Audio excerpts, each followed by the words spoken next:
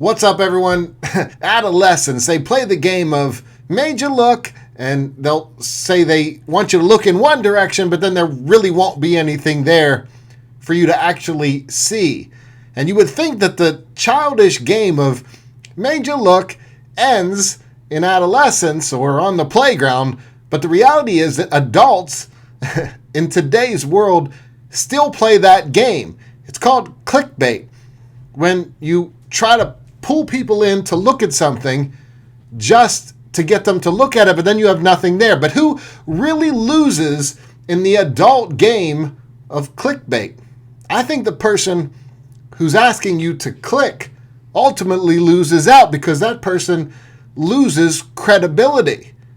And whereas it's easy to sit back and see that people who play clickbait enough are going to get us to just stop clicking, because we're going to learn to associate that there's just nothing there, much like the boy who cried wolf.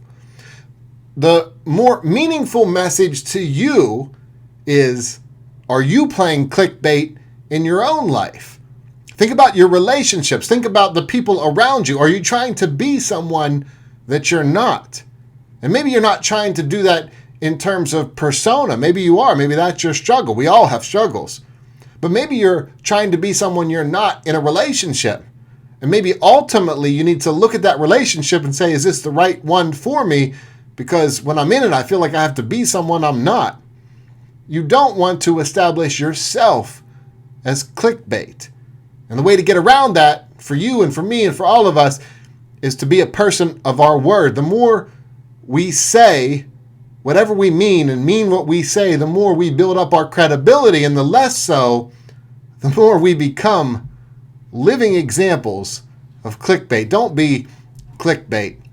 Hey, if you want to talk to me, I've got a radio show on kdkaradio.com Monday nights from 8 p.m. to 10 p.m.